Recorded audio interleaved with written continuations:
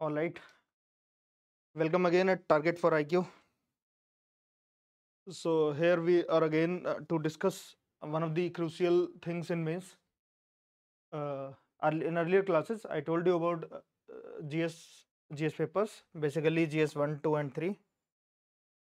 But this session is different. In this session, we will particularly discuss a special GS paper, which is called ethics paper. नीति शास्त्र का paper बोलते हैं उसे. Generally GS 4 में पूछा जाता है ये. It's part of GS 4. All right. आज का जो हमारा डिस्कशन है वो हम डिस्कस करेंगे GS4 के बारे में. GS4 is also part of mains examination. UK PCS में पूछा जाता है पेपर 4 एंड यूपी पीसीएस में paper 4 and in UPSC also it's part of GS4 only, है ना. एथिक्स, नीति शास्त्र, बेसिकली ये जो सेशन है या फिर एथिक्स का जो सब्जेक्ट है या क्लास है, ये है बेसिकली जीवन जीने की कला, कि हमको एक शानदार जीवन कैसे जीना है, एक समग्र जीवन कैसे जीना है, जीवन में कंप्लीटनेस कैसे फील करनी है. लाइक मनुष्य रूपेण मृगाश चरंती नहीं होना चाहिए. कहावत है संस्कृत की बहुत पुरानी, ऐसा न विद्या न ज्ञानम न शीलम न गुणो न धर्मे, न गुण न धर्म न विद्या न ज्ञान न शील. अगर ये सब नहीं होता है तो मनुष्य मनुष्य नहीं है, वो मनुष्य के रूप में घास चरता हुआ मृग है. तो मनुष्य को मनुष्य बनाने की जो कला है, मैन को, ह्यूमन को, जो एक एनिमल है उसको एक सिविक सेंस देने की कला है, एक सोशल सेंस देने की कला है कि वो समाज में कैसे जिए, कैसे वो एक ऐसा जीव बने जो जिसके अंदर बुद्धिमत्ता हो, जिसके अंदर विवेक हो, जो जिसके अंदर निर्णय लेने की क्षमता हो और उसके निर्णय समाज के लिए विध्वंसक ना हो. वो समाज में शांतिपूर्ण सह अस्तित्व के साथ, पीसफुल को एग्जिस्टेंस के साथ कैसे रहे, कैसे जो समाज ने अपने संस्थान खड़े किए हुए हैं, be it the governance, B it the financial institution, है ना, be it government, B it legislative houses, हमारी पार्लियामेंट, है ना, बी इट तुम्हारा अपना office, B it your family, B it your friend circles, what ever, जो जो institution आपने खड़े कर रखे हैं, be it marriage and all, what ever, जो भी संस्थान हमने खड़े कर रखे हैं, उन संस्थानों में वो इंटीग्रिटी के साथ और एक शांति के साथ एक सही बर्ताव, सही बिहेवियर वो कैसे रख सके, उस विज्ञान का नाम है एथिक्स. बहुत ही लेमन शब्दों में, बहुत ही सिंपल शब्दों में, एक मूल्यवान जीवन जीना, एक ऐसा जीवन जीना जिसमें आपकी आत्मा क्राइसिस में ना चली जाए, जिसमें आपकी आत्मा को हमेशा ये लगता रहे कि भाई मैं जो निर्णय ले रहा हूँ वो सही ले रहा हूँ या ठीक कर रहा हूँ, है ना. उसको तौलने के, आपका जो भी निर्णय होगा उसको तौलने के बहुत सारे पैरामीटर हो सकते हैं. Be it religion, B it your own morality जो आपने गेन करी है ना, बी इट योर लॉ, है ना, बी इट इंटरनेशनल लॉ, है ना. बहुत सारी चीज़ें ऐसी हो सकती हैं जिनके आधार पे आपके जो जीवन के मूल्य हैं उनको तौला जाएगा, मापा जाएगा, परखा जाएगा, है ना. वो मूल्य समाज के साथ या फिर आपके साथ, आपकी आत्मा के साथ, है ना, आपके रिलीजन के साथ, आपके आपके इंस्टीट्यूशंस के साथ, आपकी संस्थाओं के साथ, आप जहाँ जिस स्टेज में काम करते हैं उसके साथ वो कैसे चल रहे हैं, किस अनुक्रम में है, वो जो आधारशिला है वो एथिक्स से ड्राइव होती है ना. ये एथिक्स का जो बेसिक लक्ष्य होता है. एथिक्स पेपर पढ़ाया क्यों जाता है? अर्लियर इन जो होता था, जो हमारा यूपीएससी एग्जाम होते थे या पीएससी के एग्जाम्स होते थे, उनमें एथिक्स का पेपर नहीं होता था. थोड़ा बहुत इधर उधर जीएस के पेपर्स के साथ इसे घुल मिला के दिया जाता था. लेकिन आज की डेट में इसका रोल इतना ज़्यादा बढ़ गया है ना. वाई इसका रोल क्यों बढ़ रहा है? एक तो चैलेंजेस बहुत ज़्यादा है. चैलेंजेस किस टाइप के हैं? सोशल चैलेंजेस बहुत खड़े हुए हैं. लाइक जैसे मतलब बी इट करप्शन, है ना, बी इट ग्रीड, है ना, बी इट एंटी ट्रस्ट, है ना, anti trust, B it violence, है ना, be it the attack on democratic rights, है ना, डेमोक्रेटिक राइट्स जो तुम्हारे लोकतांत्रिक अधिकार है उन पर अटैक होता है ना. Be it word, B it freedoms, different type की फ्रीडम, है ना, be it the religious orthodoxy जो लगातार हमारे समाजों में बढ़ती चली जा रही है. लाइक लाइक सम पीपल इतने हाइपर एक्टिव हो जाते हैं, इतना ज़्यादा सोचने लगते हैं कि भाई धर्म ही हमारा हथियार है, धर्म ही हमारे जीवन है, धर्म ही हम सब कुछ धर्म से होगा। नहीं, ऐसा नहीं है, सब कुछ ह्यूमन से ही होगा। धरती पर मानव के आने के बाद ही सब कुछ हुआ है। मानव से पहले ये सब नहीं था, मानव के बाद भी नहीं रहेगा। तो the main question is about the sustaining human being, और ह्यूमन बीइंग को कैसे सस्टेन करना है। तो ये जो इतने सारे जो चैलेंजेस आए ना, मतलब जो हमारा मल्टीकल्चरल सोसाइटी है इंडिया की, है ना, इतनी बड़ी, मतलब बहुत सारे कल्चर्स हैं, multicultural society, religious anonymity, religious orthodoxy, है ना, और ग्रीड है, करप्शन है, एंटी ट्रस्ट है, वायलेंस है, अटैक्स है। नाउ डेज एक नया डायमेंशन खुल गया है, डिजिटल डिजिटल एथिक्स, है ना, जो डिजिटल एथिक्स में तुम्हारी जो प्रॉब्लम्स आ रही है, प्राइवेसी की प्रॉब्लम है, फिशिंग की प्रॉब्लम है, अटैक्स होते हैं, साइबर अटैक्स, है ना, इनके पीछे क्या एथिकल डायमेंशन है ह्यूमन बीइंग की, है ना। एंड एक एनवायरनमेंट की डायरेक्ट डायमेंशन लगा गई है, एनवायरमेंटल एथिक्स की, है ना, जो एनवायरनमेंट को पॉल्यूट कर रहे हैं। लाइक हमारा जो सनातन संस्कृति इज अबाउट वसुधैव कुटुंबकम, सर्वे भवन्तु सुखिनः, सर्वे सन्तु निरामया, है ना। हमारी संस्कृति यही रही है कि हम नेचर के साथ और बाकी सभी जीवों के साथ एक ऐसी अवस्था में रहें जिससे कि सबका सर्वाइवल ठीक ठाक चले, राइट ना। तो उसको एक उस डायमेंशन को एड्रेस करने के लिए एनवायरमेंटल एथिक्स आ गए, है ना।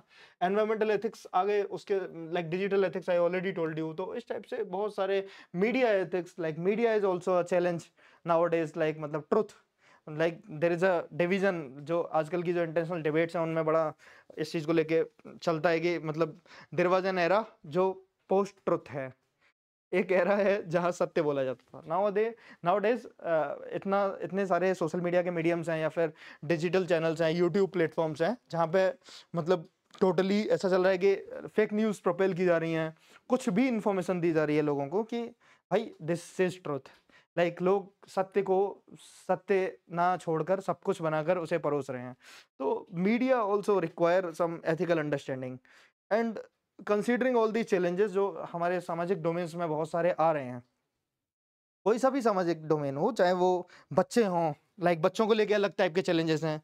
पॉक्सो एक्ट है but it is not that effective. POCSO POCSO मतलब लाइक कोई भी एक्ट, कोई भी लॉ सिर्फ उतना ही कारगर होता है जितनी वहाँ की सोसाइटी उस लॉ को अपना मानती है, उस लॉ से अवॉइड करती है ना। Like bad people will also find their way around the law, है ना। एंड एथिकल पीपल, जो गुड पीपल है, दे डोंट नीड लॉ, उनको लॉ की आवश्यकता नहीं है। सो आप कोई भी डोमेन देखो, है ना, लाइक किसी भी सरकारी स्कीम में देखो कि चीज़ें लूपहोल्स निकल के आ रहे हैं, बेनिफिशियरी फेक आ रहे हैं, है ना, करप्शन हो रहा है। तो जो ओवरऑल जो गवर्नेंस का जो सिनेरियो था, जो राज्य करने वाली सत्ता है इस समय, उस सत्ता के सामने बहुत बड़ा एथिकल चैलेंज है कि how to develop ethical officers. Ethical officers को कैसे निकाला जाए जो मतलब नीति पर चलें, न्याय करें, समानता को देखें, और जो कॉन्स्टिट्यूशनल वैल्यूज़ हैं, डेमोक्रेटिक वैल्यूज़ हैं, उनको वो अपहोल्ड करें। तो एक एक ऐसी ब्यूरोक्रेसी का गठन कैसे किया जाए, तो उस ब्यूरोक्रेसी को डेवलप करने के लिए और एक एप्टीट्यूड, मेंटल एप्टीट्यूड को एथिक्स की तरफ झुका, एक इंक्लाइनेशन देने के लिए, एक स्लोप बनाने के लिए ये GS4 पेपर की परिकल्पना की गई है। जैसे एथिक्स का पेपर भी बोलते हैं, मतलब लाइक GS4 बेसिकली, है ना, एक ब्रॉड सिलेबस दे दिया गया है ना, जिसमें बहुत सारा कवरेज है, जिसे हम मतलब अपकमिंग लेक्चर्स में like in pieces, in parts, we will look at it, है ना। तो before starting the discussion, the today's class is about the discussion over syllabus, है ना। पहले हम लाइक देखते हैं कुछ चीज़ें, like this will be the regular pattern of our class. I will start with a quote, है ना, so that you can just collect your quote about every topic. I will just give you 1-2 quote in the beginning, then we will take some ethical CA, जो current affair में जो चल रहा है, ethical challenges चल रहे हैं, उनके बारे में हम बात करेंगे। then we will take the parts of syllabus accordingly, and with in this loop we will go forward toward the syllabus completion, right? And in the last I will talk about the Indic ethics. Like generally क्या होता है कि जो ethics की हम classes करते हैं या फिर एथिक्स की हम चीज़ें पढ़ते हैं, तो जो झुकाव या कोट आते हैं या फिर थ्योरीज आती हैं, वो वेस्टर्नाइज ज़्यादा है।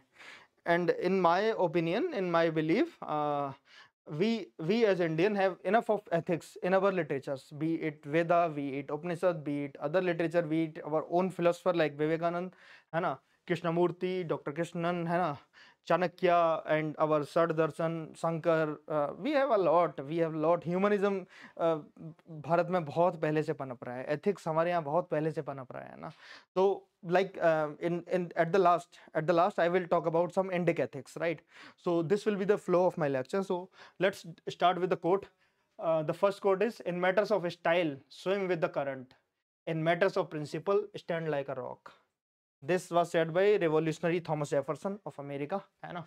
तो what he wanted to convey कि जहाँ जहाँ तुम मल्टीफेरियस करेक्टर दिखा सकते हो, जहाँ तुम स्टाइल दिखा सकते हो, like for example in GS 123 you can do anything, you can do anything। आप स्विम कर सकते हो किसी भी करंट के साथ, मतलब जीवन के किसी भी पहलू में, जहां पे भी तुम्हें अपनी आर्ट दिखानी हो, जहां पे भी अपना प्रभाव दिखाना हो, go in any direction, but in matter of principle stand like a rock. जब मूल्यों की बात आए, जब सिद्धांतों की बात आए, तो भाई पत्थर की तरह अड़ जाओ, है ना। ये कोट जो है ये बेसिकली इंटीग्रिटी दिखाता है।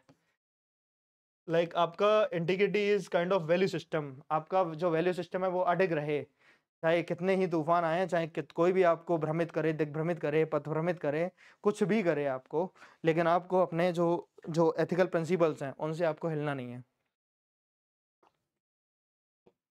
This was basically said by Thomas Jefferson. In matters of style swim with the current, in matters of principle stand like a rock, है ना। Let's take one current affair and then we will start the analysis of the syllabus, right? Stray dog control has become a lightning rod civic issue in Delhi, NCR, and other Indian cities. While many residents see them as mians, others consider them like a family. Court directives appear Herculean to implement for the moment. Like recently, मतलब बहुत सारी चर्चा है stay dogs को लेके, supreme court ने उनको ban किया है ना। सुप्रीम कोर्ट ने बोला है कि दिल्ली एनसीआर में, दिल्ली में बेसिकली दिल्ली में जो एमसीडी है, municipal council of municipal corporation of Delhi जो है, उसके जुरिसडिक्शन में जितने भी स्टे डॉग्स आते हैं, they must be in the shelter, है ना, within some timeline, वो उसमें होने चाहिए। तो इसको लेके बहुत सारी एथिकल चीज़ें खड़ी हो रही हैं, लाइक एनिमल एथिक्स की बात हो रही है, बहुत सारे लोग हैं जो एनिमल एथिक्स की बात कर रहे हैं, है ना। What the point of telling this current affair और this quote is as soon as you will delve deep into the syllabus, जब आप सिलेबस को हम पढ़ना शुरू करेंगे, जब हम सिलेबस की बात करना शुरू करेंगे, तो आप इन चीज़ों को आइडेंटिफाई कर पाओगे और आप बहुत रिलेट कर पाओगे। तो I will regularly give you the current affair of the ethics and the quotation about the ethics, and in that way you will be able to analyse the syllabus. You will be तुमको जो syllabus है उसे समझने में इतनी आसानी होगी और उसे आप रिलेट कर पाओगे। इन चीज़ों को अगर रिलेट ही नहीं कर पाओगे तो आप मतलब जब मेंस का आंसर राइटिंग करोगे, आंसर राइटिंग का पार्ट करोगे, तो आप ना उसमें इफेक्टिवली उतार ही नहीं पाओगे। इफेक्टिवली आप ये नहीं बता पाओगे कि लाइक ये पर्टिकुलर ये इशू है तो हम क्या करें। जब लीडरशिप की बात आएगी तो आपको मतलब एग्जांपल रखना चाहिए। Like prime minister strictly decline, prime minister ने बोल दिया कि भाई हम अमेरिका के सामने अपने डेयरी और फार्मर्स को नहीं खोल सकते। This is one example of leadership. So I will let you know कि how to relate the current affair with the syllabus, right, so that you can do effective answer writing part, right. So this is the thing. Like dogs को लेकर अभी supreme court का judgment था। Supreme court ने बोला कि stray dogs जो MCD के जुरिसडिक्शन में है, म्युनिसिपल कॉर्पोरेशन ऑफ दिल्ली के जितने भी जुरिसडिक्शन में जितने भी डॉग्स आते हैं, they must be in the shelter homes. तो इसको लेके अब ह्यू और क्राई शुरू होना ही था भाई, क्योंकि डॉग लवर एक अच्छी खासी संख्या है डॉग लवर्स की। तो डॉग लवर जो थे उन्होंने भाई अपने सेंटिमेंट को सामने रखा कि भाई नहीं ऐसा मत करो, स्टरलाइजेशन करो, है ना, वैक्सीनेशन करो और इनको कंट्रोल करो, इनको गोद लो, वॉट एवर डू, है ना। तो उन्होंने एनिमल एथिक्स की बात करी है ना, like compassion towards the animals, right, and it is enshrined in our constitution also, है ना। फंडामेंटल ड्यूटीज का पार्ट है, डीपीएसपी का पार्ट है कि एनिमल्स के लिए थोड़ा कंपेशन होना चाहिए। एक prevention of cruelty on animal act भी है ना, जिसके अंडर में एनिमल एथिक्स को थोड़ा सा कंसीडर किया जा सकता है लीगल पॉइंट ऑफ व्यू से। ऑलराइट, सो डॉग्स को लेके इशू आया तो एक एनिमल एथिक्स आया, बट इसके अगेंस्ट ह्यूमन एथिक्स भी आ गया, है ना। बहुत सारे बच्चों पे, लाइक हमारी सोसाइटीज में, लिफ्ट में, है ना, जो टावर्स हैं नोएडा में, एनसीआर में, वहाँ क्या हुआ कि बहुत सारे बच्चों पे अटैक हुआ है। स्टे डॉग्स जनरली अटैक, है ना, there may be some geographical changes, environmental changes. They are not able to cope with the growing heat. They are not able to cope with the different food cycles, है ना. तो dogs का behavior भी थोड़ा change हो रहा है, human behavior भी change हो रहा है.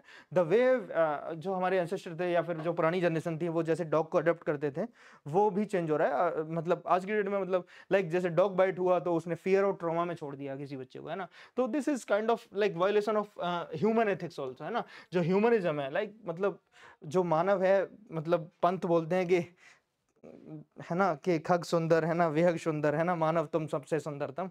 तो पूरी प्रकृति में मानव सबसे सुंदर है. और इफ ह्यूमन एग्जिस्टेंस, जो मानव का एग्जिस्टेंस है, अगर वो खतरे में आएगा तो certainly there is a challenge, है ना.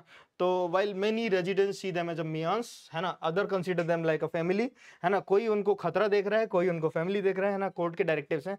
It is very important to मतलब court for the court to understand कि कभी कभी जो सोशल मैटर्स होते हैं, जो चीज़ें ऐसी हो जाती हैं कि उनको इम्प्लीमेंट करना लाइक बहुत ही इम्पॉसिबल सा हो जाता है. लाइक कहने को, और बट कोर्ट का अगर ऑर्डर इम्प्लीमेंट कराना है तो it also has its own ethical importance.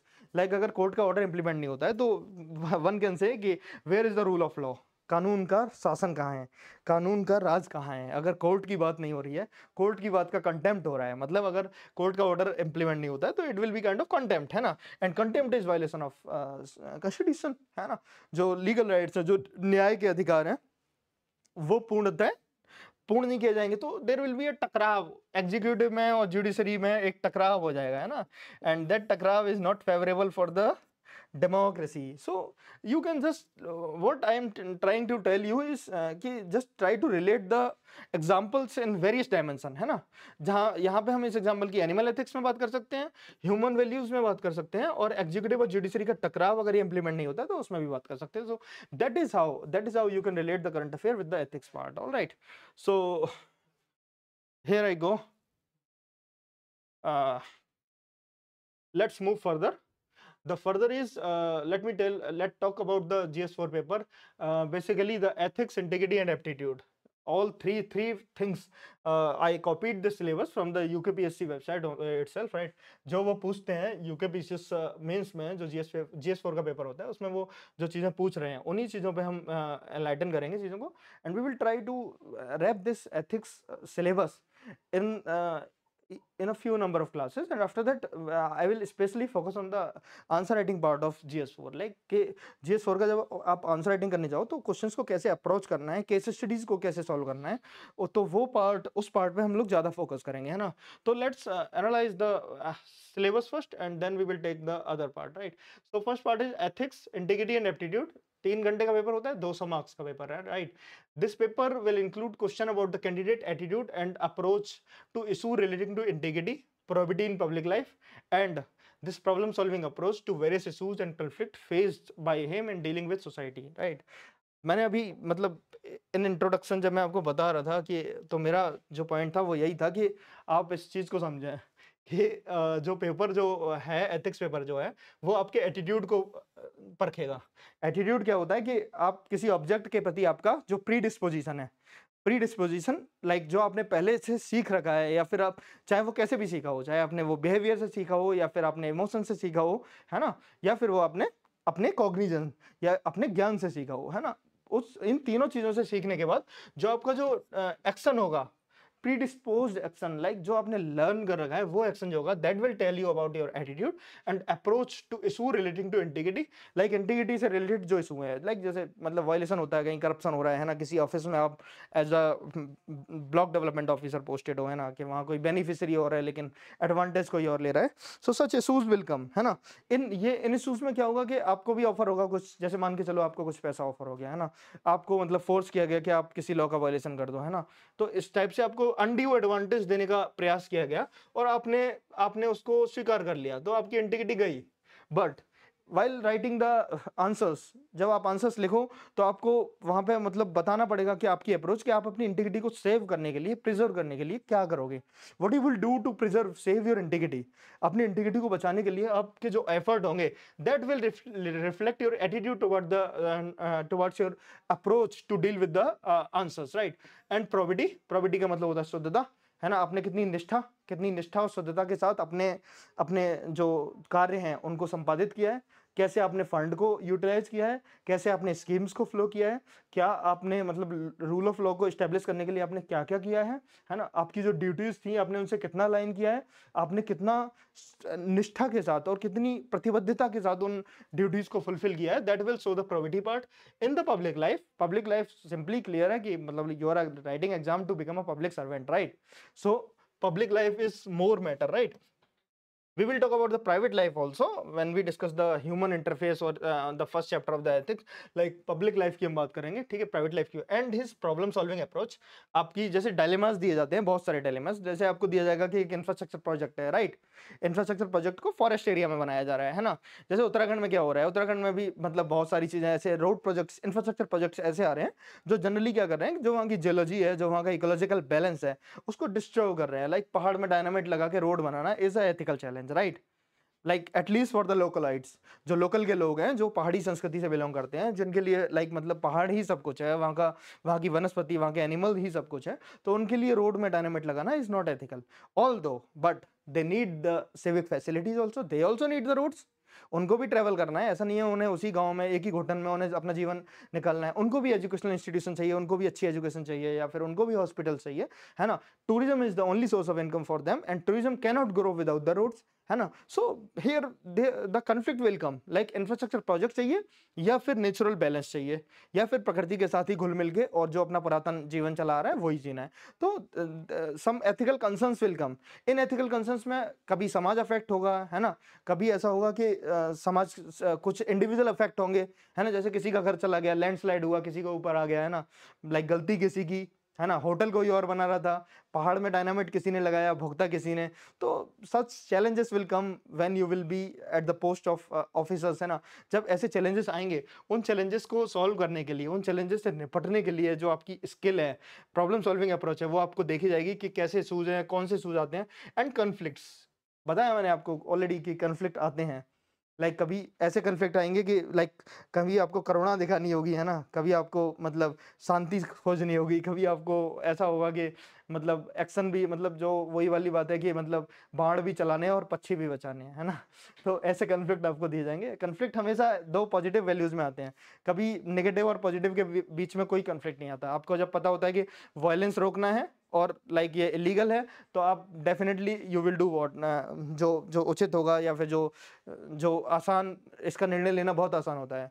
आप अगर आपके सामने कोई एक सही कदम है और दूसरा गलत कदम है, तो आप definitely you will go for the right action, है ना? एंड राइट एक्शन के केस में, राइट और रॉन्ग के केस में राइट डिसाइड करना is easy. But when two rights collide, जब दो सही चीजों में टकराव होगा, I will present you with so many case studies and so many things, जिससे आप कॉन्फ्लिक्ट को आइडेंटिफाई कर पाओगे, है ना, during the syllabus. Face by him dealing with the society, है ना? जब समाज से आप फेस करोगे तो बहुत सारे कन्फ्लिक्ट, सोशल कन्फ्लिक्ट मिलेंगे आपको, है ना? एनवायरमेंटल कन्फ्लिक्ट मिलेंगे आपको, इकोलॉजिकल कन्फ्लिक्ट मिलेंगे, बहुत सारे कन्फ्लिक्ट मिलेंगे, जिन कन्फ्लिक्ट को आपको रिजोल्व करना है सोसाइटी में, ठीक है? क्वेश्चंस में utilise the case study approach, है ना? केस स्टडीज कैसे हैंडल्स करनी है, कि उसमें स्टेक होल्डर्स कौन कौन होते हैं, उसमें क्या क्या वायलेशंस हो रहे हैं, कौन कौन सी थ्योरीज हैं, और एक विन विन कंडीशन वाला या फिर एक बैलेंस अप्रोच, एक बैलेंस सॉल्यूशन क्या है उसका, वो हम फाइंड आउट करेंगे केस स्टडी अप्रोच से। To determine these aspects the following broad areas will be covered. अब जो एरियाज हैं वो लाइक जो सिलेबस है वो पूछा जाएगा, right? So just understand, in the essay class also I have gone with the directives, and these directives are nowhere, these directives are the part of syllabus.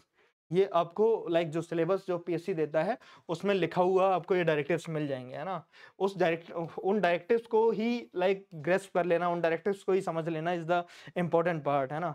उन डायरेक्टिव्स से ही आपको आइडिया मिल जाएगा कि हमें करना क्या है। Like I already told you, आपकी इंटीग्रिटी टेस्ट होगी, आपका एल्टीट्यूड टेस्ट होगा, है ना? आप पब्लिक लाइफ में जो प्रॉब्लम सॉल्व कैसे करोगे, वो प्रॉब्लम सॉल्विंग अप्रोच देखी जाएगी। अब प्रॉब्लम सॉल्व कर, it's not about solving the problem. अगर आपको बोला जाएगा कि किसी स्कूल में व्यवस्था नहीं है, किसी स्कूल में लाइक फर्नीचर नहीं है, तो आप जाओगे फर्नीचर की व्यवस्था कर दोगे, but no, this is not the way.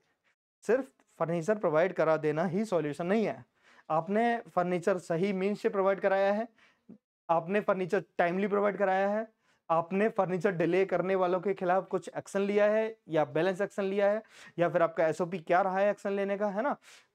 And at last जो आपने कुछ जो कार्य किया है, जो आपने फर्नीचर प्रोवाइड कराया है, उसके बेनिफिशियरीज को ट्रूली फायदा हुआ है या नहीं हुआ है ना? उसका सोशल ऑडिट हुआ है या नहीं हुआ है? तो आपको ये जो चैलेंजेस हैं, मतलब सिर्फ सिर्फ and doesn't matter, means also matter, है ना?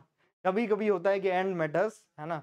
एक पापी का मतलब एक बहुत बड़ा क्रिमिनल है, उसका मरना कभी कभी आवश्यक हो जाता है, but generally generally rule of law, rule of law का पालन होना चाहिए, है ना? एक ऐसी व्यवस्था होनी चाहिए जिसमें जिसमें आपके पास तर्क होने चाहिए, जिसमें आपके पास एक प्रोसेस होना चाहिए। ऐसा नहीं कि कुछ भी मन हुआ, कुछ भी कर दिया कि जस्ट बिकॉज़ ये सही है, मन को अच्छा लग रहा है, नहीं। गवर्नेंस में और बड़ी सोसाइटीज़ में ये नहीं चलता। आपके परिवार में जहाँ बहुत छोटी चीज़ है निर्णय लेना, निर्णय लेने का जब दायरा सीमित है और उससे अफ़ेक्ट होने वाले लोग बहुत कम हैं, तो वहाँ ये एक लाइक कंपैरेटिवली आसान काम है। लेकिन when it comes to public life, when it comes to जब ये ऑफिशियल डोमेन में आता है, तो वहाँ पे निर्णय लेने से पहले 50 बार सोचा जाता है। निर्णय लेने से पहले बताया जाता है कि हाँ, क्या सही और क्या गलत होगा, है ना? So these are the things, ये डायरेक्टिव्स हैं GS4 पेपर के, राइट? आपको किस डायमेंशन में परखा जाएगा, केस स्टडी देखी जाएंगी, आपकी सोसाइटी से आप डील कैसे करते हो, प्रॉब्लम सॉल्विंग अप्रोच देखी जाएगी, आपकी इंटीग्रिटी परखी जाएगी, आपकी प्रोबिटी परखी जाएगी, पब्लिक लाइफ एग्जामिन की जाएगी, प्रॉब्लम सॉल्विंग अप्रोच देखी जाएगी, है ना? आपका एटीट्यूड देखा जाएगा, है ना? जो आपने लर्न, जो प्रीडिस्पोजिशन है आपके, वो सब देखे जाएंगे, है ना? और ब्रॉड एरियाज, बहुत सारे ब्रॉड एरियाज कवर होंगे, and let me come on the broad areas, right? First topic of the syllabus is ethics and human interface, है ना? है ना? इसका ethics, like this is human being and this is ethics, and there is a ethics is a wider domain, and human और ethics के बीच में क्या interface है, ह्यूमन कैसे डील करता है एथिक्स से, ह्यूमन कैसे एथिक्स लर्न करता है, ह्यूमन के लिए एथिक्स का इसेंस क्या है, ह्यूमन के लिए एथिक्स के सोर्सेज क्या क्या हैं, ह्यूमन के लिए एथिकल डायलेमास क्या क्या हैं, all these things comes under the study of this human and ethics and human interface. We will try to learn the essence of ethics, we will determine its जो ethics कहाँ से आता है, and consequences, like ethical life अगर नहीं होगी, तो ethics अगर आप नहीं फॉलो करोगे, तो आपके उसके consequences क्या हो सकते हैं, एंड इन ह्यूमन एक्शंस मतलब लाइक आपके एक्शंस को एथिक्स जो है वो कैसे प्रभावित करेंगे, this comes under the consequence of ethics in the human actions. Dimension of ethics, ethics के dimension like I already told you, environmental ethics, media ethics, है ना, बायोमेडिकल एथिक्स, है ना, एथिक्स ऑफ इंटरनेशनल लॉ, है ना, international वार ethics अलग से एक डोमेन नया क्रिएट हो चुका है ना, सोशल एथिक्स, गवर्नेंस में क्या एथिक्स होते हैं, तो we will learn many dimension of ethics, ethics in private and public life, है ना। जैसे प्राइवेट लाइफ में ट्रस्ट बहुत ज़रूरी होता है। आप एक मैट्रिमोनियल रिलेशनशिप में हो, या फिर आपकी कोई जैसे गर्लफ्रेंड है या वॉटेवर, आपके मम्मी पापा हैं, है ना, तो here the trust matters, but when you are in public life, what matters, transparency matters, है ना। वहाँ मतलब आप काम कैसे कर रहे हो, आप एग्जामिन कैसे कर रहे हो चीज़ों को, तो वहाँ का एसओपी अलग है। Like family is more about emotion, private life में इमोशन भावना का बहुत महत्व है, लेकिन वहाँ पे लॉ का बहुत महत्व है। वहाँ आपकी प्रतिबद्धता लॉ से उजागर होती है कि आप कानूनों का कितना पालन करते हो, आप कानूनों के बारे में कितनी समझ रखते हो, तो वो वहाँ से उजागर होता है। So there is a certain difference in private life and public life. In public life आप ऐसा नहीं है कि आप मतलब कहीं किसी जिले के जिलाधिकारी हो, या फिर उप जिलाधिकारी हो, या फिर डीएसओ हो, वॉट कोई भी आप अधिकारी हो, तो पब्लिक लाइफ में जो आपको खाने पीने के लिए दिया जाएगा, वहाँ पे मतलब आपको वही डिसिप्लिन शो करना पड़ेगा कि भाई सबको ये है तो मुझे भी ये है, like there is a equality. But in private life you can go for your choices, आपके पास चॉइसेस होंगी, है ना। So there is a difference, I will let you know, I will go in detail in this topic, like private and public ethics में कि क्या क्या हमको समझना है उसमें, प्राइवेट एथिक्स में, पब्लिक एथिक्स में, वो हम समझेंगे। There is a thin line, although like ऐसा नहीं है कि जो एक जगह झूठा है वो मतलब दूसरी जगह सत्यवादी हरिश्चंद्र है, ऐसा नहीं है। जो एक जगह कंपैशनेट है और दूसरी जगह भाई वो क्रूअल है, ऐसा क्रूअल नहीं है, ऐसा नहीं होता है। लाइक जनरली क्या होता है कि इंसान इंसान ही रहता है, उसकी मट्टी भाई बहुत ज्यादा नहीं बदलती है वो। There is a thin line, it's about selection, कि आप प्राइवेट लाइफ में आपको सेलेक्टिवली इन चीजों पर काम करना है, पब्लिक लाइफ में आपको सेलेक्टिवली इन चीजों पर काम करना है। So that is a matter of ethics in private and public life, right. So let's move to the other part of syllabus, relationships. Next thing is human values.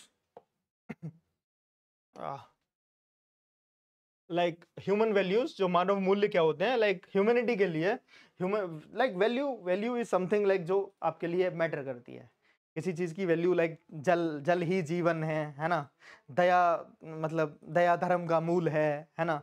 पाप मूल अभिमान, है ना। लाइक दया, लाइक काइंडनेस, है ना। ऐसे ही like discipline, office के लिए डिसिप्लिन जरूरी है ना। तो ये जो वैल्यूज हैं, तो जो वैल्यूज जो ह्यूमैनिटी के लिए आवश्यक हैं, like I am not talking about the animal values, I am talking about the human values जो ह्यूमैनिटी के लिए जरूरी है ना। काइंडनेस है, कंपैशनेट है, इक्वालिटी जरूरी है ना, इक्विटी जरूरी है ना। Like what more many other values, like empathy जरूरी है ना, है ना।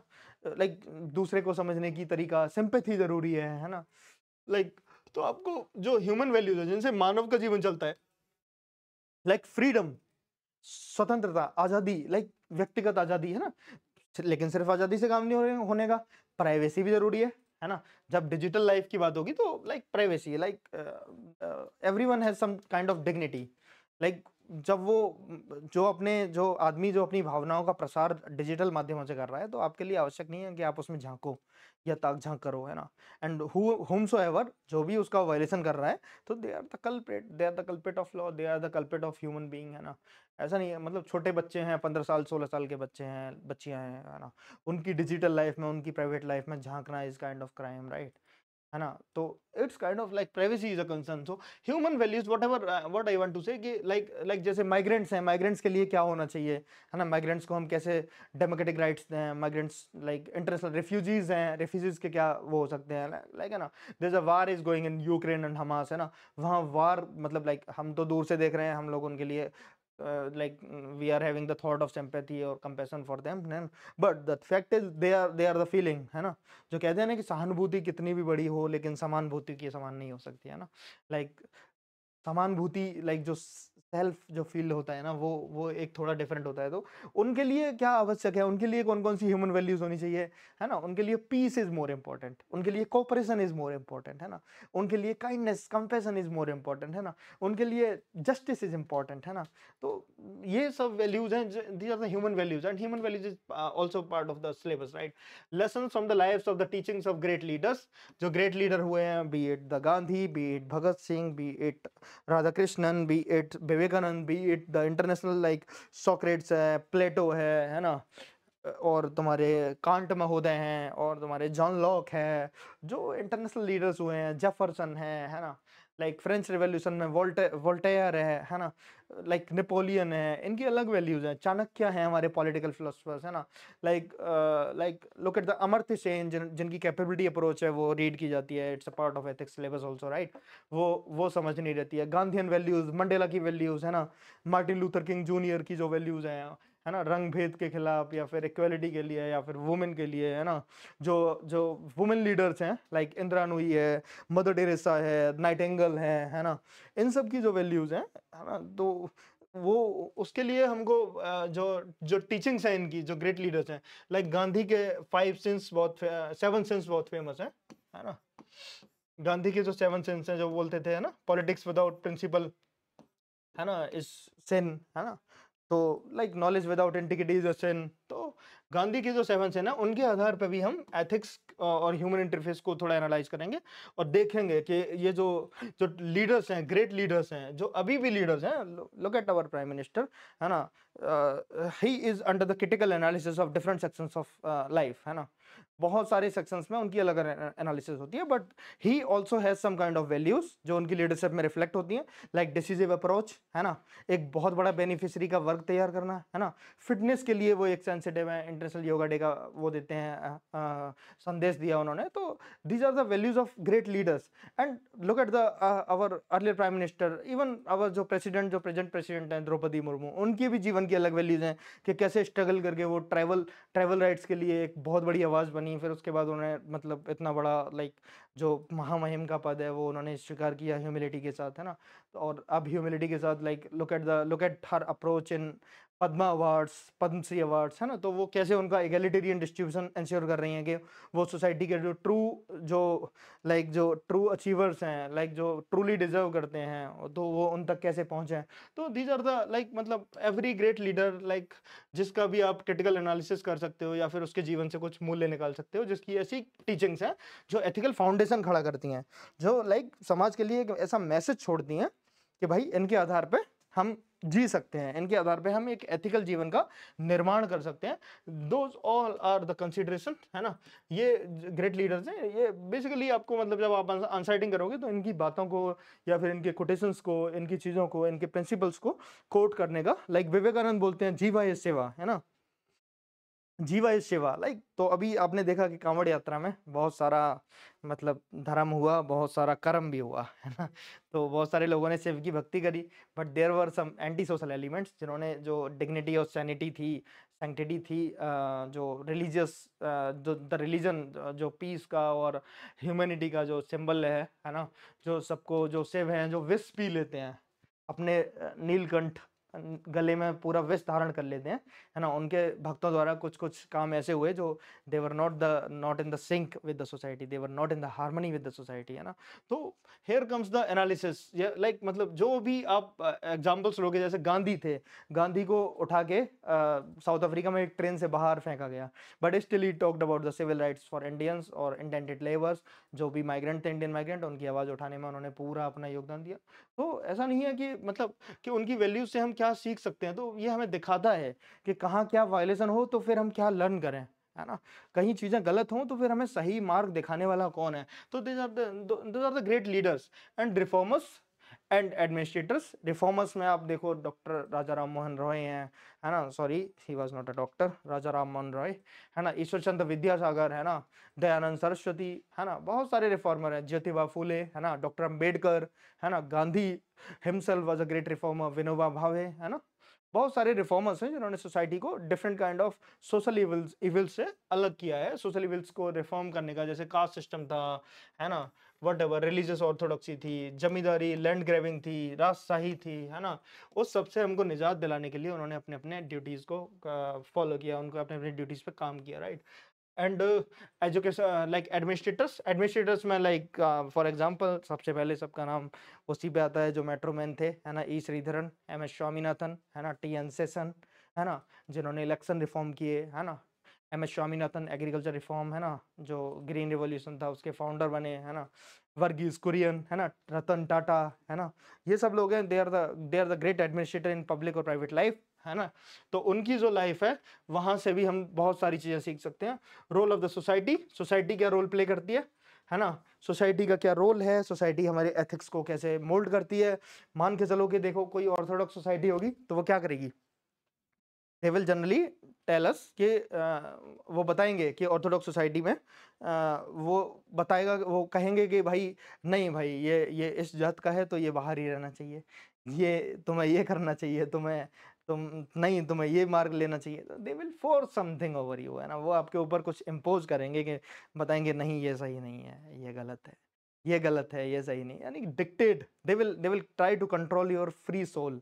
जो आपकी एक स्वतंत्र आत्मा है, जो आपकी निर्णय लेने की क्षमता है, वो उसको प्रभावित करने का कार्य करेंगे। And that doesn't comes under the fabric of a constructive society. जो एक अच्छा समाज होता है उसके फैब्रिक में ये सब चीज़ें नहीं होती हैं। Like free society, like America की महानता कैसे हुई, कैसे वो रिसर्च और इनोवेशन और इकोनॉमी का हब बना, इसके पीछे वहाँ के जो फ्रीडम के जो वैल्यूज़ थे उनका बड़ा मूल कारण था।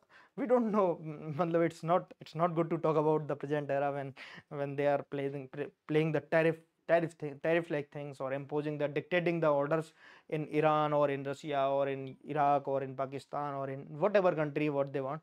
मतलब दे पूरी दुनिया का दरोगा बनने की जो हसरत है उनकी, तो that doesn't reflect the constructive society। तो अब मतलब the reason behind telling this is कि मैं ये बताने का प्रयत्न कर रहा हूँ कि जो सोसाइटी उदारवादी होती हैं, कंस्ट्रक्टिव होती हैं और इंक्लूसिव होती हैं। जहाँ पे मतलब दूसरे विचारों को, दूसरे कल्चर को, हर प्रकार के मनुष्य को, जीवों को समाहित करने का, लाइक वसुधैव कुटुंबकम, सबको समाहित करने की क्षमता होती है।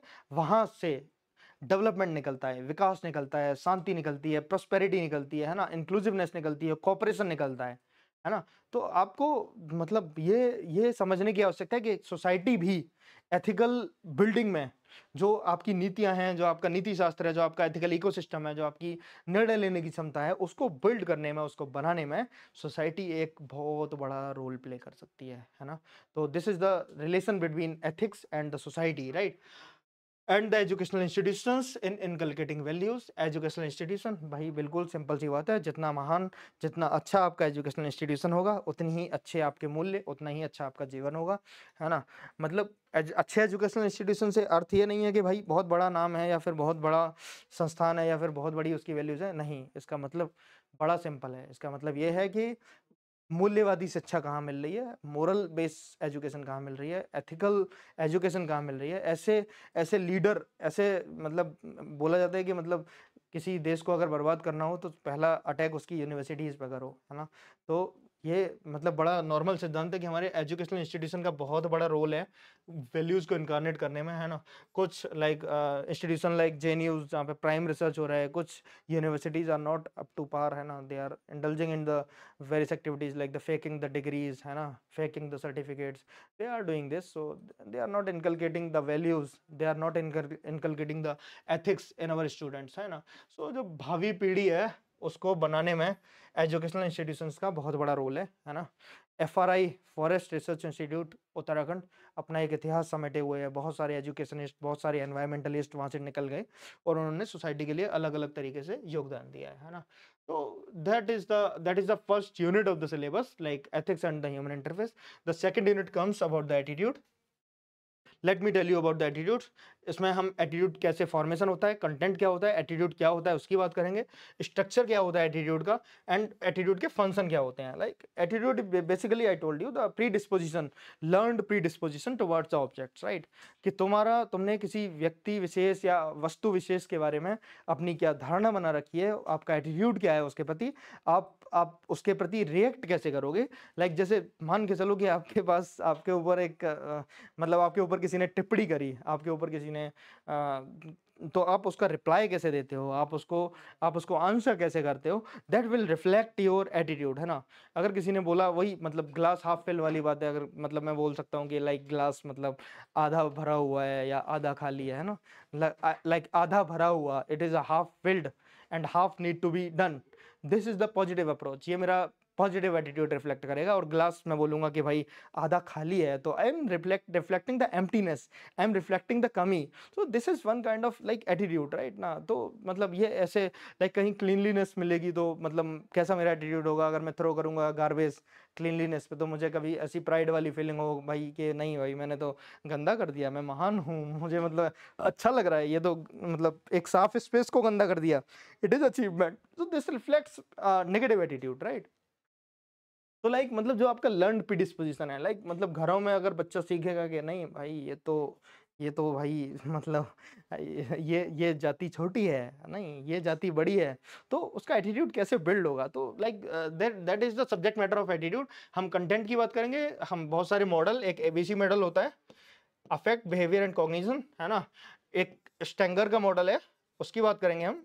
एक बेंडुरा का मॉडल है ना, एटीट्यूड फॉर्मेशन का। हम कई सारे मॉडल्स की बात करेंगे जैसे जिनसे एटीट्यूड बनता है, उसके स्ट्रक्चर की बात करेंगे, उसके फंक्शन की बात करेंगे, वो क्या क्या इन्फ्लुएंस करता है, and relation with thought and behaviour. Thought और बिहेवियर लाइक हमारे विचारों से और हमारे व्यवहार से एटीट्यूड कैसे संबंधित होता है। मैं तुम्हें बहुत सारे मॉडल बताऊंगा। और ये जो अफेक्ट, बिहेवियर और कॉग्निजेंस का मॉडल है, लाइक कभी कभी क्या लाइक इस मॉडल को हम मतलब थॉरोली एक्सप्लेन करेंगे, हम उसको जानेंगे कि ये मॉडल कैसे काम करता है, इसके permutation combination like behavioural affect cognition, इसको भी जानेंगे, एंड कॉग्निशन, अफेक्ट, बिहेवियर, इसको भी जानेंगे। We will try to learn all these models के ये आपस में कैसे इंटरचेंज करते हैं, कैसे ये आपस में मतलब इनका फ्लो होता है, हम उनको जानेंगे। इनके बहुत सारे एग्जांपल्स लेंगे from the real life and from the current affair also and from the past also. Like we will take many examples and we will try to explain this part. And political attitude है ना, राजनीतिक attitude, राजनीतिक अभिवृत्ति है ना। Like कुछ नेता होते हैं वो जाति की राजनीति करते हैं, कुछ धर्म की राजनीति करते हैं है ना, कुछ ट्राइबल्स की राजनीति करते हैं है ना, कुछ अपीजमेंट की राजनीति करते हैं है ना, कुछ का पैटर्न अलग होता है, कुछ का थॉट अलग होता है। तो वो उनका हर राजनेता का जो अपना जो पॉलिटिकल एटीट्यूड है ना, कुछ राइट्स की बात करते हैं, कुछ फ्रीडम की बात करते हैं, कुछ इक्वालिटी की बात करते हैं। तो हर राजनेता का जो अपना अपना तरीका होता है, तौर तरीके होते हैं, हम उनकी बात करेंगे है ना। Social influence and persuasion, like सुन ही रहे हो आजकल आप, इन्फ्लुएंसर बढ़ते जा रहे हैं यूट्यूब पे, देख ही रहे हो है ना। कोई नाच के इन्फ्लुएंस कर रहा है, कोई गा के, कोई विचार से, they are influencing the in the different way है ना। And next come the persuasion, किसी को सहमति देने की प्रक्रिया, किसी को कैसे सहमत करना है, किसी को कैसे बढ़ाना है ना, किसी को कैसे समझाना है, किसी को कैसे एग्री कर लेना है अपनी बात पे, that comes under the persuasion. And influence, you know, influence कैसे करते हैं लोग, कैसे बढ़ाते हैं इन्फ्लुएंस को, that we will focus on. Next topic will be the aptitude and foundational values for the civil services. Aptitude का अर्थ है कि एक बेसिक अभिवृत्ति, आपको पता होना चाहिए कि एक बेसिक्स क्या है ना, बेसिक कैसे चलेगा। लाइक मतलब आपके अंदर एक जनरल सेंस, लाइक एप्टीट्यूड आप सॉल्व करते हो, लाइक मैथमेटिकल एप्टीट्यूड की बात करते हैं, ऐसे ही सिविल सर्विसेज के लिए भी एक एप्टीट्यूड होता है कि this is the basic requirement, this is the basic mental ability that you require to discharge the duties of a civil servant है ना। पब्लिक सर्विस की जो ड्यूटीज हैं उनको डिस्चार्ज करने के लिए आपको एक बेसिक आइडिया आपको चाहिए। And foundational value for the civil services है ना। ऑलराइट, कुछ फाउंडेशनल वैल्यूज हैं सिविल सर्विसेज की है ना, इंटीग्रिटी, एम्पैथी है ना, और तुम्हारा बाइपार्टिशनशिप, इम्पार्शियलिटी है ना, ट्रांसपेरेंसी है ना। ये कुछ फाउंडेशनल वैल्यूज हैं। We will take one by one values and उनके एग्जांपल्स को लेंगे और फिर हम सिविल सर्विसेज की वैल्यूज को जानेंगे। इंटीग्रिटी, इम्पार्शियलिटी है ना, partisanship, objectivity, dedication to the public service, empathy की बात करेंगे, टॉलरेंस की बात करेंगे, and compassion to the weaker section है ना, हम इनकी बात करेंगे। ऑलराइट, वीकर सेक्शन के कंपैशन की बात, लाइक जो कहते हैं ना, दीनदयाल ने भी बोला था, क्या बोला था दीनदयाल ने, अंत्योदय है ना, और विनोबा बोलते थे सर्वोदय है ना। तो अंत्योदय और सर्वोदय की बात हम करेंगे जब हम वीकर सेक्शन के लिए कंपैशन की बात करेंगे तब है ना। Alright, next topic will be the emotional intelligence. Emotional intelligence तो आपको मतलब कैसे समझना है, लाइक लेमन टर्न, मैं मतलब पूरा सिलेबस, पूरा टॉपिक तो लेना ही है, पूरा सब्जेक्ट मैटर तो मैं बताऊंगा ही, लेकिन अब फॉर नाउ आपको सिर्फ इतना समझना है कि इमोशनल इंटेलिजेंस ऐसा ही है कि मतलब अगर कोई आपको भिखारी दिखा, उसने आपसे भीख मांगी, आपने करुणा में आए, आपने उसे पैसे दिए, 1 घंटे बाद आपने देखा कि भाई वो तो दारू पी रहा है यार वो तो अलग बैठ के पैसे का मिसयूज कर रहा है ना। तो दिस इज, भिखारी ने क्या किया, उसने आपको अपने आप को ऐसा प्रदर्शित किया कि आपने आपकी करुणा को जीत लिया उसने। तो this was the live example of emotional intelligence, कैसे लोग इमोशंस दिखाते हैं और फिर आप पिघल जाते हो, फिर आप गलत एक्शन ले लेते हो। तो this comes under the emotional intelligence part, कि आपको भावनात्मक बुद्धिमत्ता कैसे शो कर रही है, आपको अपने निर्णय लेने में आपको अपने इमोशंस को कैसे बैलेंस करना है, इमोशंस को कैसे मैनेज करना है, और इमोशंस को मैनेज करके आपको कैसे सोशल मैनेजमेंट करना है, कैसे आपको सामाजिक डोमेन में अपने निर्णय को कैसे लेना है, that will come under the concept of emotional intelligence. We will talk about the concept of emotional intelligence, basically the Goleman model, बहुत फेमस है, उस मॉडल की हम बात करेंगे, एंड देयर यूटिलिटीज, उसकी यूटिलिटीज देखेंगे, एंड एप्लीकेशन इन एडमिनिस्ट्रेशन में उसके हम क्या क्या यूज कर सकते हैं, कैसे ट्रू बेनिफिशियरी आइडेंटिफाई करें, कैसे मिसयूज को रोकें है ना, कैसे इमोशंस, अपने इमोशंस पे काबू करके दंगा नियंत्रण करें है ना, कैसे अपने इमोशंस पे काबू करके हम आगे बढ़ें, कैसे वर्कलोड को मैनेज करें, कैसे डेडिकेशन शो करें। तो that will come under the topic of emotional intelligence and governance में क्या यूज है उसका। Contribution of moral thinkers and philosopher, moral thinker and philosopher में लाइक मतलब कांट की बात करेंगे हम है ना, और जो लॉक की बात करेंगे है ना, और सोक्रेट, प्लेटो है ना, सोक्रेट, प्लेटो, गांधी, ये जो मोरल थिंकर्स हैं, जिनकी मोरल थ्योरीज हैं, जिन्होंने मोरलिटी को लेके अपना जागरण किया है, उसको उनकी हम बात करेंगे, मोरल थिंकर्स का क्या क्या कंट्रीब्यूशन है ना। और philosopher from the India and the world, India और वर्ल्ड के जो मेन फिलोसफर हैं, be it the Hegel, be it the Marx, be it the Spencer है ना, be it the Heidegger, be it the Freud है ना। We will talk about the moral thinkers and philosophers, okay. And the purpose of talking about this moral thinker and philosopher is very clear, we will try to relate their values, we will try to relate their integrity and their values with the syllabus and with the answer writing, right? अगर आप moral philosopher पढ़ो, आप मतलब आपके लिए व्यक्तिगत रूप से तो बहुत ही अच्छा है ये, आप जानोगे उनके बारे में कि सॉक्रेट क्या कहते हैं, कैसे वो करेज के बारे में, टेम्परेंस के बारे में बात करते हैं, है ना, उसके बारे में तो आप जानोगे ही, बट आप उसका यूज भी करना सीखो अपने आंसर राइटिंग में, and that is the purpose कि आपके मार्क्स ज्यादा आए, कैसे आप मार्क्स मैक्सिमाइज करो, and that is the purpose of my discussion, है ना। तो अब मोरल थिंकर और फिलोसफर्स की बात करेंगे हम, है ना। Next topic will be public और civil services values and ethics in the public administration. Public administration और सिविल सर्विसेज में क्या क्या वैल्यूज चाहिए, स्टेटस एंड प्रॉब्लम्स, क्या क्या प्रॉब्लम्स है, लाइक द करप्शन की प्रॉब्लम है, ब्यूरोक्रेसी रेड टेपिज्म की प्रॉब्लम है ना, ट्रांसपेरेंसी की प्रॉब्लम है, ऑडिट्स नहीं होते हैं टाइम से, ऑडिट बिक जाते हैं, ये सारी प्रॉब्लम्स है ना, ट्रूली बेनिफिशियरी को आइडेंटिफाई नहीं कर पाते हैं हम, है ना, और जो रिपोर्ट्स आती हैं वो बहुत बाद में इंप्लीमेंट होती हैं, जो सॉल्यूशंस होते हैं, कमेटीज होती हैं वो डिलेड होती हैं, है ना, स्टेट और सेंटर के बीच में डिस्कशन ऐसा होता है कि वो डिसेंट्रलाइज नहीं हो पाती हैं चीज़ें, और जो ग्राम पंचायत है वो इनफेक्टिव हैं। These are the challenges, some challenges in the like जो हमारा जो पब्लिक सर्विस और सिविल सर्विसेज के जो चैलेंजेस हैं, इनके हम स्टेटस देखेंगे, इनकी हम प्रॉब्लम्स देखेंगे, concerns and dilemmas in the government को क्या क्या डायलेमास फील होते हैं, एंड द प्राइवेट इंस्टीट्यूशन, है ना, private institutions like this comes under the corporate law, like corporate कैसे चलना चाहिए, कंपैशनेट कैपिटलिज्म है वो कैसे होना चाहिए, कैपिटलिस्ट की क्या अवधारणा है वो कैसे चलना चाहिए, वहाँ पे कैसे ऑब्जेक्टिविटी, ट्रांसपेरेंसी और वो उनका जो पब्लिक सर्विस वाला जो एटीट्यूड है उसको कैसे हम डेवलप करें, कैसे उनसे मतलब profit motive, solo profit motive नहीं होने चाहिए, there is a balance,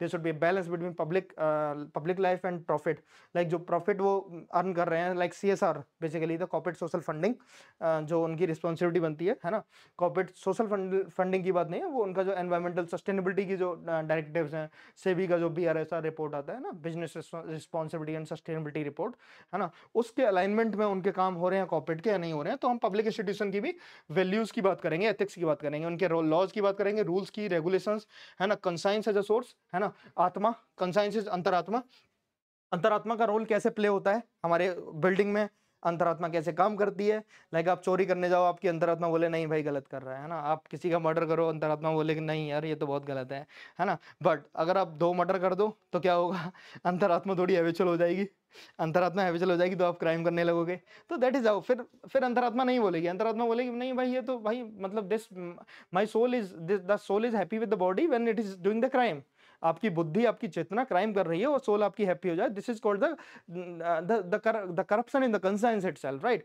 and this can happen, you do the learning of conscience, अंतरात्मा को भी पाठ पढ़ाए जाते हैं। तो we will talk about the conscience as a source of ethical guidance, ethical guidance में conscience कैसे रोल प्ले कर सकती है, क्या कब रोल प्ले कर सकती है, क्या एडवांटेज हो सकते हैं, क्या डिसएडवांटेज हो सकते हैं, we will all talk about this, है ना। अकाउंटेबिलिटी का अर्थ होता है कि आपकी प्रतिबद्धता, यानी कि आपने कोई काम कर दिया लेकिन आप मतलब रिस्पॉन्सिबिलिटी से भाग जाओ, that is the lack of accountability. Accountable का मतलब होता है कि कोई अगर डिस्चार्ज हुआ है या कुछ फंड डिस्चार्ज हुआ है या फिर कोई काम हुआ है तो वहां पे मतलब उसके लिए आप अकाउंटेबल हो, मतलब आंसरेबल हो, आपसे पूछा जा सकता है कि भाई ऐसा क्यों हुआ, व्हाई दिस हैपेंड, ये आपसे पूछा जा सकता है, तो वो आपको बताना है वहां पे, है ना। Regulation conscience is a source of ethical guidance, accountability and ethical governance कैसे एथिकल होना चाहिए, है ना। राजा का धर्म प्रजा की बात सुनना है, a true king should be compassionate toward the subject, है ना, चाणक्य कहते थे इस बात को। तो गवर्नेंस के एथिकल गवर्नेंस जो हमारे यहाँ राम राज्य की परिकल्पना है ना, सर्वे भवन्तु सुखिनः की परिकल्पना है ना, सर्वोदय की परिकल्पना है, अंत्योदय की परिकल्पना है ना, ये जो चीजें हैं, ये जो एथिकल गवर्नेंस का पार्ट है। Strengthening of the ethical and moral values in the governance में हम कैसे एथिकल और मोरल वैल्यूज को बढ़ाएं, है ना, कोड ऑफ कंडक्ट लाएं या कोड ऑफ एथिक्स लेके आए, है ना, रूल्स को, लॉज को, ट्रांसपेरेंसी को हम कैसे बढ़ाएं, all this will come under the ethical, strengthening of the ethical and moral values in the governance. And last topic is the international relation. I already told you, है ना, law of seas, UN clause, है ना, आपको पता ही है। तो like कैसे law चले इंटरनेशनल डोमेन्स में, वार कैसे कंट्रोल हो, वार जस्ट है या नहीं है, वार गलत है, इंटरनेशनल एड जो जा रही है, लाइक पाकिस्तान को फंडिंग दे रहे हो और वो टेररिज्म के लिए उसका यूज कर रहा है, that corrupt the behaviour of international aid. तो एड कैसे रेगुलेट होनी चाहिए, वार कैसे रेगुलेट होना चाहिए, रेफ्यूजी कैसे रेगुलेट होने चाहिए, इंटरनेशनल लॉ कैसे होने चाहिए, है ना, इंटरनेशनल इंस्टीट्यूशन जो हैं, इंस्टीट्यूशंस कैसे मोर कंक्लूसिव, लाइक ऐसे इंस्टीट्यूशन कैसे बने जिनके अंदर इंक्लूसिवनेस आए, सबका रिप्रेजेंटेशन हो, उनमें रिफॉर्म्स कैसे किए जाए, like WTO one side decision ना ले, है ना, UNSC के रिफॉर्म्स आधी दुनिया उसमें रिप्रेजेंट ही नहीं होती है। तो आपको उन चीज़ों पे जो मैटर है, जो सब्जेक्ट मैटर है, वो that comes under the international relations, right. So and after the international relations we will the topic will be property in the governance. Governance में मतलब प्रॉपर्टी कैसे आए, प्रॉपर्टी को लाइक समझना है। एक second, wait a minute, right. Property in the governance, concept of public philosophical basis of governance, मतलब like जो पब्लिक क्या है ना, पब्लिक सर्विस क्या है, लोग क्या है, समाज क्या है, सिटीजन क्या है, नॉन सिटीजन क्या है ना। फिलोसफिकल बेसिस ऑफ गवर्नेंस, उसकी जो दार्शनिक अवधारणा है, गवर्नेंस कैसा होना चाहिए, गवर्नेंस की बेसिक अवधारणा क्या है ना, कि मतलब सत्ता का सोशल कॉन्ट्रैक्ट, बेसिकली कि सत्ता के साथ प्रजा का कॉन्टैक्ट कैसा है, सोशल कॉन्ट्रैक्ट, है ना, कि हम सत्ता मतलब सत्ता क्यों समाज सेवी होनी चाहिए, directive principle of state policy, है ना, राज्य के नीति निर्देशक तत्व, उनका क्या महत्व है। तो वो फिलोसफिकल बेसिस ऑफ गवर्नेंस हमको देखना है कि इंडिया में कैसे होता है, पूरे वर्ल्ड में कैसे होता है, और क्या होना चाहिए और क्या मिसकैलकुलेशन हो रहे हैं, क्या नहीं होना चाहिए, that we will try to know, है ना। Property in the information sharing and transparency की बात करेंगे, है ना, राइट टू इन्फॉर्मेशन एक्ट की बात करेंगे, आरटीआई की बात करेंगे, सोशल ऑडिट की बात करेंगे, है ना, सोशल ऑडिट की बात करेंगे, और जन सूचना पोर्टल, बहुत सारे example we will take about the transparency in the government. Right to information आ गया, कोड ऑफ एथिक्स की बात हो गया, code of conduct I already not told you, है ना। सिटीजन चार्टर की बात करेंगे, citizen charter is the topic of GS2 also, है ना। सिटीजन चार्टर लाइक किसी भी ऑर्गेनाइजेशन का क्या सिटीजन चार्टर होना चाहिए, कैसे वो ऑर्गेनाइजेशन काम करनी चाहिए।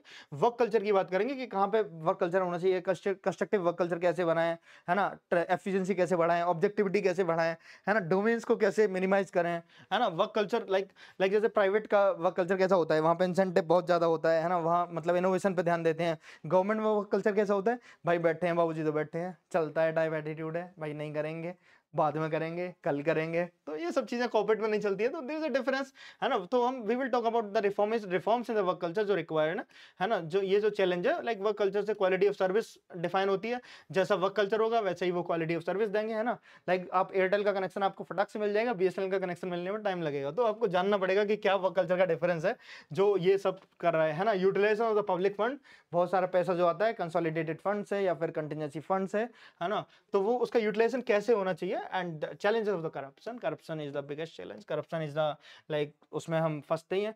And the last topic will be the case studies and the above issues, जो केस स्टडीज है लाइक आपको रियल लाइफ से केस स्टडी दी जाएंगी, है ना, जो गवर्नेंस के चैलेंजेस आते हैं, है ना, जहाँ जहाँ मतलब राज्य को जो ऑफिसर्स होते हैं, पब्लिक सर्वेंट्स होते हैं, उनके क्या क्या चैलेंजेस होते हैं, उनको लेके मतलब बहुत सारे चैलेंजेस वो फेस करते हैं, उसकी हम बात करेंगे। So all this is the part of syllabus analysis, है ना। And from tomorrow onwards we will formally start with the syllabus only, right. I will cover the every single point of the syllabus, मैं syllabus के सारे पहलुओं पर, है ना, with current affairs and quotations मैं थोड़ा प्रकाश डालूंगा, and you will try to correlate it, right. So for now you the duty for you is कि अपने घर जाना है और घर जाके बैठ के आपको सिलेबस देखना है, और क्या करना है कि प्रीवियस ईयर पेपर्स निकाल लेना वेबसाइट से, और प्रीवियस ईयर पेपर्स को सिर्फ पढ़ना है, सिर्फ उनके क्वेश्चंस को जानने का प्रयास करना है, और वॉट एवर आई सेड, जो मैंने सिलेबस के बारे में बातें करी हैं, आपको उन बातों पर थोड़ा थोड़ा फोकस करना है और उनको आपको समझना है ना। और उसके बाद सिलेबस मैपिंग, एंड फिर tomorrow onwards I will take the formal session of the ethics syllabus, right.